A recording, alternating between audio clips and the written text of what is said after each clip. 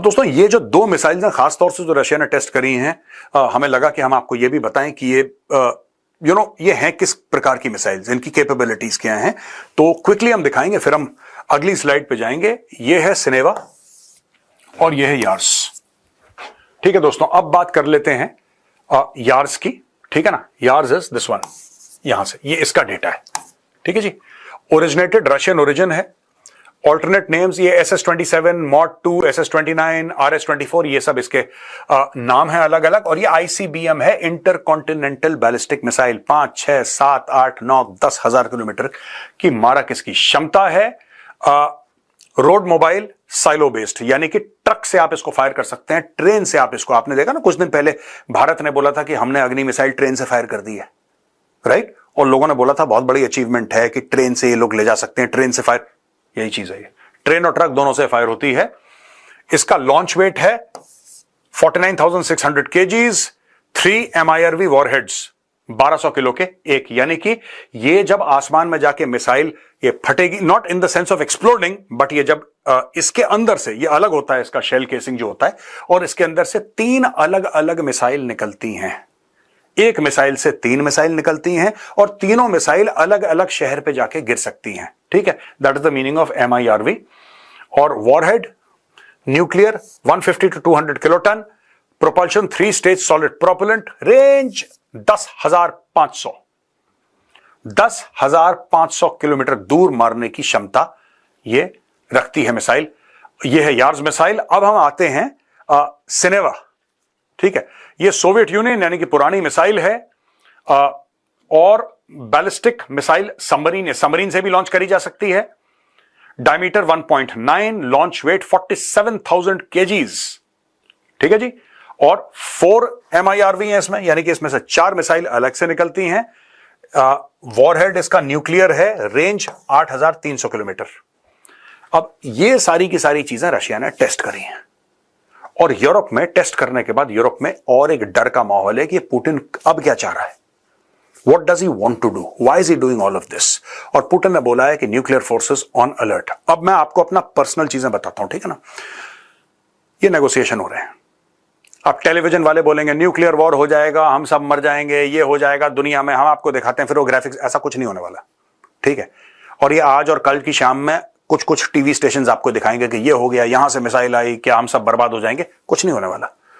Putin है वो भी नेगोशिएट कर रहा है, ठीक है, ट्रंप है वो भी नेगोशिएट कर रहा है, और जियोपॉलिटिकली नेगोशिएशन ऐसे ही होते हैं, ऐसे ही होते हैं, राइट।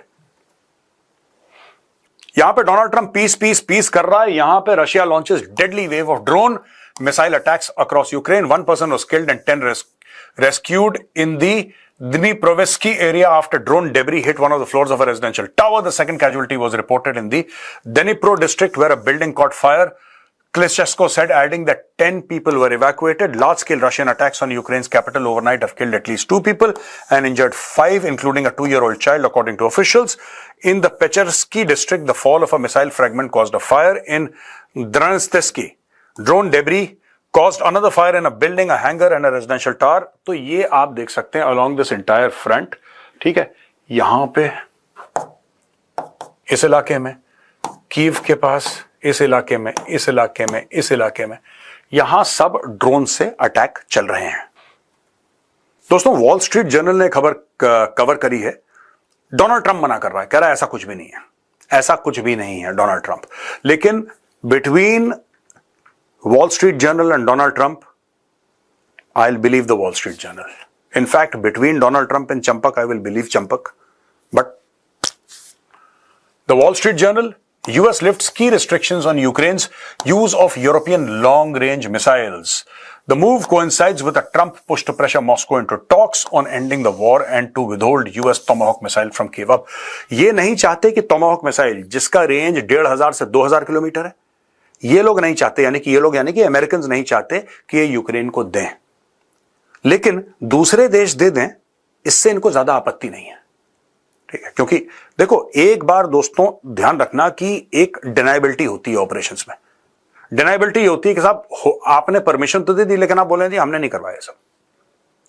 ईरान यही करता है ना, हमास को बोला अटैक करो, क्या हमारा क्या लेने देना हमास से। फंड वही करता है, डायरेक्शन वही देता है, इंडोक्ट्रिनेशन वही देता है, हथियार सब कुछ वही देता है, हमारा क्या लेना देना, वही चीज अमेरिका यही काम कर रहा है। तो ये है स्टॉर्म शैडो, आपने इसका नाम स्कैल्प सुना होगा, इसी का एक वेरिएंट ऑपरेशन सिंदूर में यूज हुआ था। जो आप देख रहे हैं ना वो जैश ए मोहम्मद के वो मस्जिद सुभान अल्लाह और पता नहीं कहां कहां मुरीद के में यही घुसी थी मिसाइल, ब्रह्मोस भी था लेकिन ये भी फायर करी थी। तो इसका रेंज 250 से लेकर 500 किलोमीटर है। अलग अलग वेरिएशंस हैं इसके, अलग अलग वेरिएशंस हैं इसके। ये जो स्टॉर्म शैडो है, ऑब्लिक स्कैल्प, राइट, ये वेरिएशंस हैं। मैं ये नहीं कह रहा कि यही वाली मिसाइल है, मैं कह रहा हूं इसके वेरिएशंस हैं, right. This was also used. And दूसरी चीज है फ्लेमिंगो, ये यूक्रेन ने खुद बनाई है। यूक्रेन के पास सोवियत रूस टाइम की बहुत टेक्नोलॉजी पड़ी है यूक्रेन के पास। They have a lot of technology from because they were part of the Soviet Union. इसका रेंज है 3000 किलोमीटर, वॉरहेड मास है 1150 किलो, guidance satellite navigation engine Ivchenko AI-25TL। अच्छा दोस्तों, मॉरल ऑफ द स्टोरी ये है कि पहले तो अमेरिकन्स ने या यूरोपियंस ने सिस्टम्स दिए इनको, एयर डिफेंस के दिए कि जब रूस मारेगा ना, तुम्हें जोर से मारेगा तो तुम अपने आप को बचा पाओगे। अब लोग ये कह रहे हैं कि चुपचाप से हां बोल दिया है कि ये भी इस्तेमाल करो। दोस्तों मैं एक बात बताऊं, अगर ये इस्तेमाल कर, ये भी है गड़बड़, लेकिन ये बहुत ज्यादा गड़बड़ है। If they allow the use of this and if this news which I am assuming is true and if they actually go ahead and do it, हो सकता है नेगोशिएशन की स्ट्रेटजी हो, लेकिन अगर इन्होंने एक्चुअली यूज कर दिया तो बहुत कलेश हो जाएगा। 3000 किलोमीटर, इसका मतलब ये मॉस्को में दस्तक देंगे। ये दिन में ऐसी 10-10 मारेंगे, मैं आपको बता रहा हूं, क्योंकि ये तो पिट ही रहे हैं यूक्रेनियंस, ये तो मर ही रहे हैं। मरता क्या ना करता, दबाओ बटन। अगर ये होता है तो मामला बहुत ज्यादा एस्केलेट हो जाएगा। और यूक्रेनियंस आज की तारीख में कह रहे हैं कि हो जाएगा तो और कितना होगा यार, 20% हमारे देश को तुमने ले ली, हमारी जमीन, हमारे लाखों लोगों को जान से मार दिया, और कितना एस्केलेट होगा, क्या ही कर लोगे मारने के बाद, और क्या कर लोगे। तो यूक्रेन उस लेवल पे आ गया है। तो अगर इसने, जिसको कहते हैं ना विंग कैन गो अहेड, अगर डोनाल्ड ट्रंप ने वो कर दिया तो स्टॉर्म शैडो से, these are very precise missiles, जहां पे एम करोगे वहीं पे जाके लगे, दे लाइक डार्ट्स, ऐसे हमारा टक से लगी। Russia could be in a lot of problems. Russia के पास इससे और भयानक भयानक है, लेकिन आज की तारीख में रशिया ने ही अटैक करा है।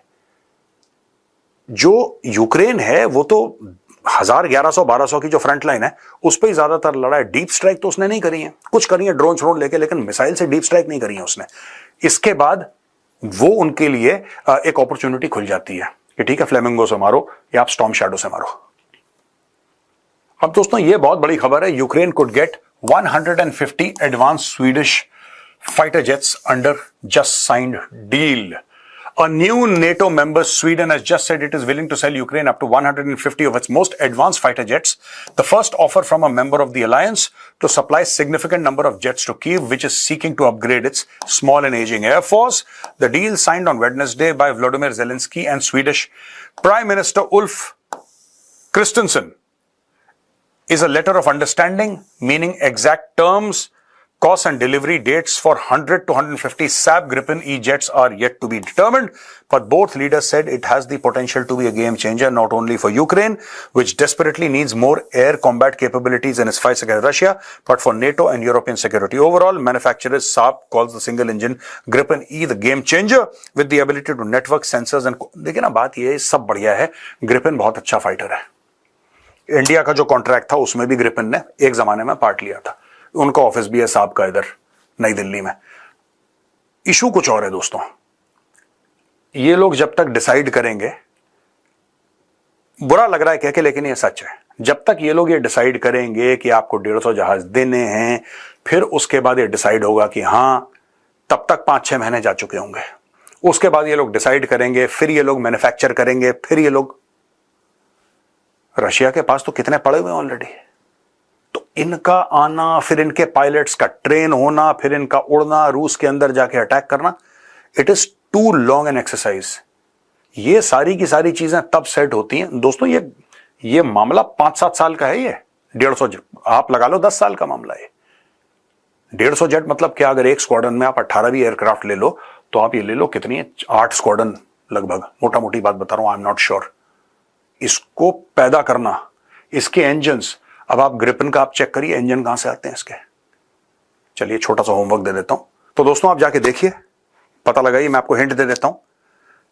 इसका जो इंजन है और जो तेजस मार्क 1 का इंजन है उसमें कॉमनैलिटी है। ये हिंट है, अब जाके आप देखिएगा। तो दोस्तों यहां पे आज का वीडियो खत्म होता है। अब देखते हैं किस तरीके से नेगोशिएशन चल रहा है। वहां पे ट्रंप जो है 2 बड़ी रशियन ऑयल कंपनीज के ऊपर सैंक्शन लगाता है। जवाब में रूस जो है वो न्यूक्लियर ड्रिल्स करता है।